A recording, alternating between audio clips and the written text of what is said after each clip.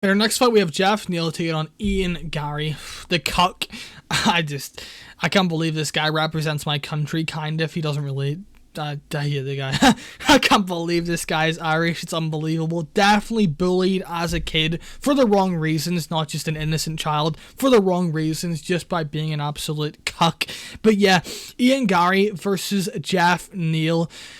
This is a very interesting matchup. This is a big step up in competition for Garry. Garry is coming off that win against Neal, that dominant win. I think it was like 30-25 or something. So, very impressive win there. I mean, Neal at this stage in his career is just not very good, let's be honest, boys.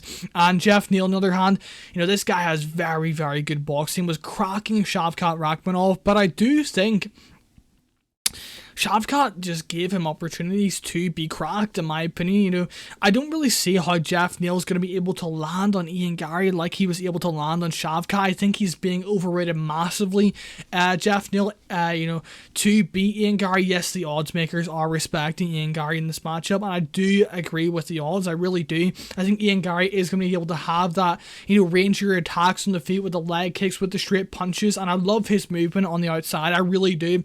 Against like guys like Gabe Green, Darian Weeks, yes, that was a long time ago, and they weren't really his best performance. We've seen massive improvements in his last 3 fights. It's kind of astonishing the improvements this guy has made over a short period of time, and yeah, in those fights he was able to show very good outside footwork, where he was able to circle around the cage, and I don't really see Geoff Neal being able to get in the inside and land those big shots. As we've seen, Geoff Neal has struggled massively against guys that have that kind of length, like Shavkat, like Neil Magny, and like Stephen Wonderboy Thompson. He has struggled with guys that have that reach, that have that longer rangier attacks on the feet. So I think this is a bad matchup for Geoff Neal, and I think this is a good matchup for Garry to show why he's one of the best welterweights in this division. So good aside with Garry, I do think he finds a finish. I think he does find a finish in the second round. I think that he starts to,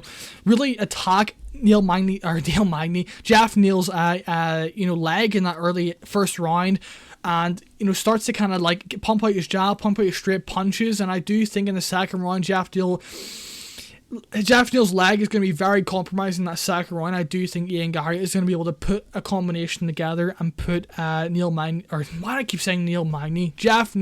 out, maybe not out, but like a TKO win. So going to side with Garry in this matchup. I think he has a very good style to beat a guy like Geoff Neal, who has struggled with guys previously with a similar style to Garry. So yeah, give me the Cuck and Garry in this matchup.